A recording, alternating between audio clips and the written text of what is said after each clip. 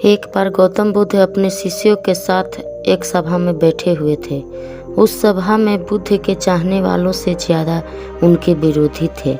जिसने सभा आयोजित की थे वहीं भी बुद्ध से ईर्ष्या करते थे।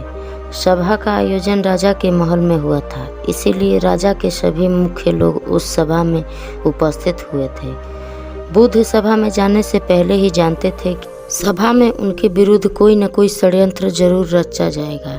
सभा में जाने से पहले उनका शिष्य आनंद बुद्ध को सभा में जाने से मना करता था कि आपको सभा में नहीं जाना चाहिए, वहाँ के लोग आपको सभा में दुर्व्यवहार करेंगे, न जाने वहाँ आपके विरुद्ध कोई षड्यंत्र रच रखा होगा।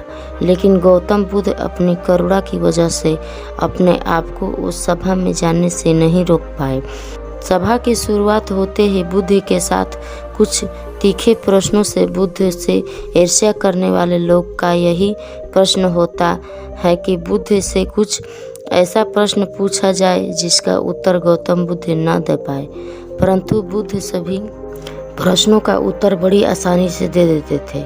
सभा में बैठे सभी लोग अपने अपने प्रश्न बुद्ध से पूछ ही लेते थे और उन्हें प्रश्न का उत्तर भी मिल जाता था। तभी अचानक वहाँ एक स्त्री आती है और बुद्ध से कहती है कि आप तो ध्यान की बातें करते हैं, ज्ञान की बातें करते हैं, सत्य की बातें करते हैं, आप लोगों को सत्य की राह में चलने का दिशा निर्देश देते हैं।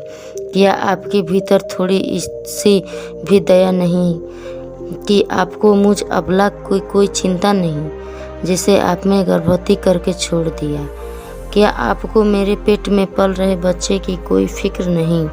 उस स्त्री की बात सुनकर उस सभा में हलचल मच जाती है। लोग एक दूसरे से बातें करने लगते हैं। उस सभा में बैठे हर एक व्यक्ति खड़ा हो जाता है और कहता है कि औरत के सौंदर्य के आगे बड़े बड़े ज्ञानी भी घुटने टेक देते हैं, तो फिर यह बुद्धि क्या चीज़ है? उसी में कोई और खड़ा होता है और बोलता है कि हमें बुद्ध से यह उम्मीद नहीं थी कि बुद्ध इतना भी नीचे गिर सकता है।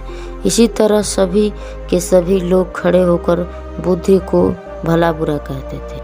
जब सभी लोग अपने मन की भड़ास निकाल लेते हैं तब राजा कहता है कि बुद्ध आप अपने सफाई में क्या कहना चाहेंगे? और वह राजा भी बुद्ध से ईर्ष्या करता था। वे चाहते थे कि कैसे भी बुद्ध बदनाम हो जाए। यहाँ पर एक जरूरी बात आपको समझाना चाहिए कि इस सारी घटना का बुद्ध पर कोई असर नहीं था और न ही लोगों के अपशब्दों का बुद्ध पर कोई असर था, और उस स्त्री के झूठे आरोप का कोई बुद्ध पर असर नहीं पड़ा। जानते हैं क्यों? क्योंकि बुद्ध सत्य को जानते थे, वे अपने नज़र में सही थे। सूत्र यही है कि चाहे पूरी दुनिया आपके खिलाफ क्यों न हो जाए, अगर आप अपने नज़र में सही हैं, अगर आप अपने आप को जानते हैं कि आप सत्य के साथ खड़े हो, तो आपका कोई भी कुछ बिगाड़ नहीं सकता। सभा के सभी लोग संदेह में थे, वहाँ तक कि बुद्ध के कुछ शिष्य में भी संदेह आ गया था, लेकिन बुद्ध जानते थे कि वह क्या है, इसीलिए उनके चेहरे पर थोड़ी सी भी बदलाव नहीं था। राजा बुद्ध से कहते हैं कि क्या आप अपने सफाई में कुछ कहना चाहेंगे? बुद्ध उस स्त्री से कहते हैं, पुत्री, इस पूरे ब्रह्मांड में केवल 2 ही लोग सत्य को जानते हैं कि तुम सत्य कह रही हो या असत्य।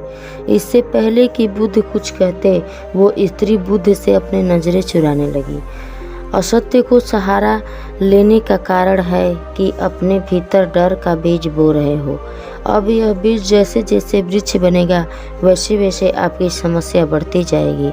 सभा के एक व्यक्ति उस स्त्री से कहता है कि तुम बहुत बड़ी बात कह रही हो। अगर यह गलत साबित होता है तो तुम जानती हो ना कि तुम्हें क्या सजा दी जाएगी। उस व्यक्ति की बात सुनकर स्त्री के हाथ पैर कांपने लगे और वह तेजी से वहां से दौड़ने लगी। तेजी से भागने के कारण उस स्त्री ने अपने पेट में जो भी गठरी बांध रखी थी वह जमीन पर गिर जाती है और सत्य सबके सामने आ जाता है। उस स्त्री ने अपने पेट पर गठरी इस तरह बांध रखी थी जैसे लग रहा था कि वह स्त्री गर्भवती है। राजा उसी समय उस स्त्री को बंदी बनाने का आदेश देता है, लेकिन बुद्ध के कहने पर उस स्त्री को क्षमा कर दिया जाता है। एक बात हमेशा याद रखिए, आपका धैर्य और आपका अपने ही नज़र सही होना आपको बड़ी से बड़ी समस्याओं से बचा सकता है। इस बात से फर्क नहीं पड़ता कि कितने लोग आपके खिलाफ हैं, फर्क इस बात से पड़ता है कि क्या आप अपने खिलाफ हैं। तो दोस्तों, आशा करती हूँ कि गौतम बुद्ध की इस बातों को आप अपने जीवन में अमल करेंगे। अगर वीडियो अच्छी लगी हो तो इस तरह के मोटिवेशन वीडियो पाने के लिए चैनल पर ज़रूर से ज़रूर सब्सक्राइब कीजिए। फिर मिलती हूँ कोई नेक्स्ट एपिसोड में, तब तक के लिए धन्यवाद।